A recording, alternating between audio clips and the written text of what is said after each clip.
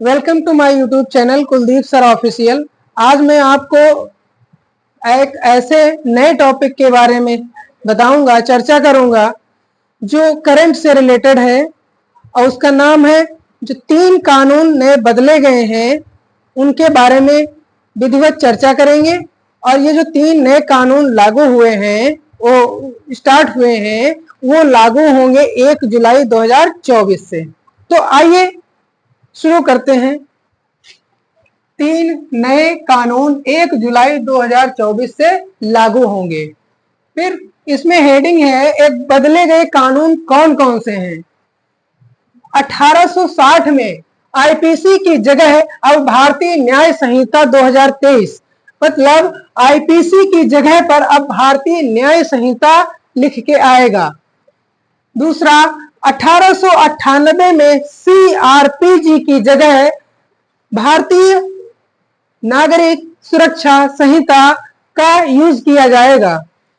तीसरा, 1872 में जो इंडियन एविडेंस कोड जो था हमारा, उसकी जगह पर भारतीय साक्ष्य संहिता कर दिया गया है।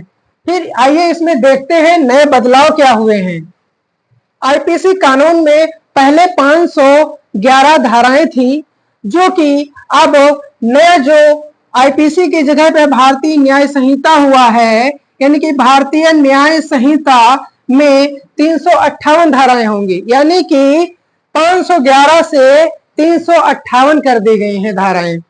अगला पॉइंट है, इसमें क्या किया गया है, एक नया पॉइंट जोड़ा गया है। 21 नए अपराधों को शामिल कर दिया गया है इसमें।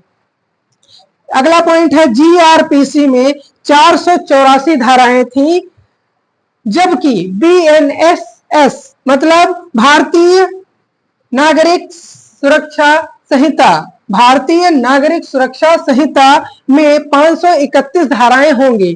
पहले कितनी थी?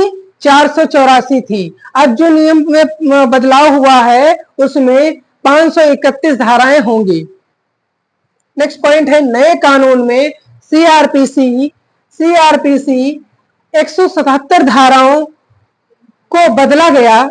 जो सीआरपीसी की धाराएं थी वो 177 धाराओं को बदला गया उनमें से, और 9 धाराएं जोड़ी गई। कितनी धाराएं जोड़ी गई?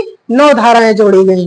नेक्स्ट पॉइंट नोट में है, भारतीय साक्ष्य अधिनियम के तहत 170 धाराएं होंगी। अभी तक इसमें 160 धाराएं थी, 66 धाराएं थी, सॉरी 166 धाराएं थी। अब इसमें 170 धाराएं होंगी।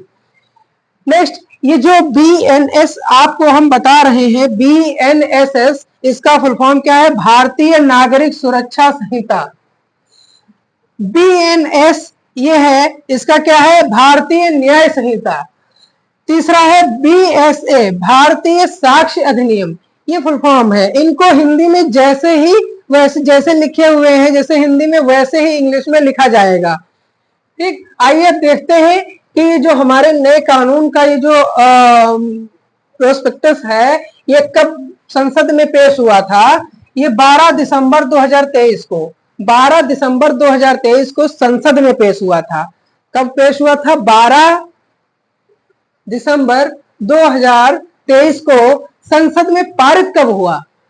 संसद में पारित हुआ 21 दिसंबर 2023 को। संसद में कब पारित हुआ? 21 दिसंबर 2023 को। और राष्ट्रपति द्वारा मंजूरी कब मिली? 25 दिसंबर 2023। कब मिली? 25 दिसंबर 2023 को।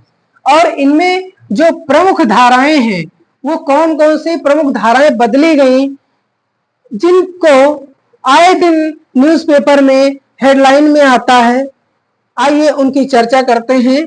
जो हमारे केस थे उसमें दुष्कर्म के मामले में पहले धारा 376 होती थी। दुष्कर्म के मामले में पहले धारा 376 होती थी, अब उसको किस में परिवर्तित कर दिया गया है? धारा 63 में। वर्तमान समय में इसको धारा 376 को धारा 63 में बदला गया है। फिर आ जाइए ठगी के लिए। हमारे ठगी के लिए जो धारा पहले थी वो 420 थी। 420 धारा जो ठगी के लिए थी, उसको अब 316 धारा 316 में कन्वर्ट कर दिया गया है, बदला गया है। हत्या के प्रयास की जो धारा थी वो पहले 307 थी, अब उसको बदलकर 109 धारा 109 कर दिया गया है।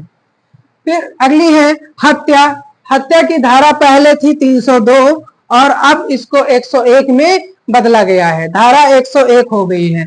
ये जो धारा 376, 420, धारा 307 और 302 इनका नई परिवर्तित धारा ये हो गई। धारा 376 को 63 बोलेंगे, धारा 420 को 316 बोलेंगे, धारा 307 को 109 धारा बोलेंगे, धारा 302 को 101 धारा बोलेंगे।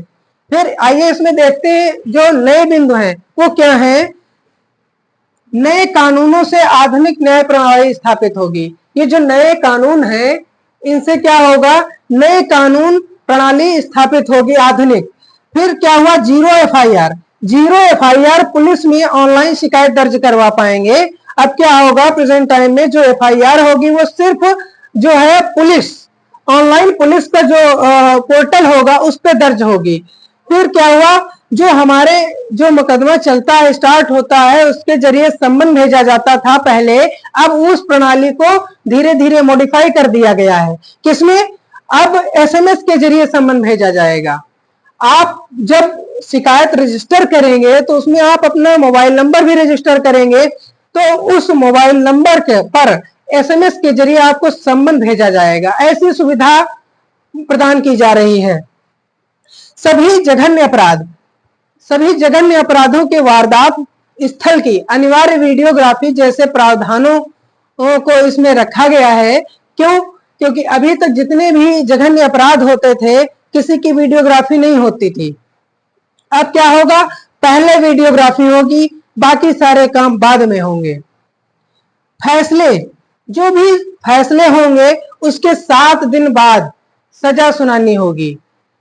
जो फैसले होंगे उसके 7 दिन के अंदर फैसले की सजा सुनानी होगी।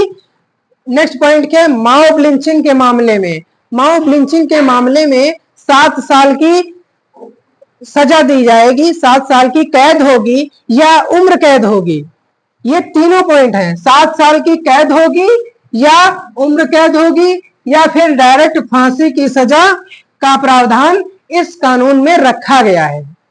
तो आज हमने 3 नए कानून जो बदले गए हैं, अभी हाल ही में बदले गए हैं, तो इनके बारे में चर्चा की। ये बहुत ही इंपॉर्टेंट टॉपिक है और इसको जानना अति आवश्यक था, इसलिए मैंने आपके लिए ये वीडियो बनाई जो कि सभी परीक्षाओं के लिए महत्वपूर्ण होगी। धन्यवाद।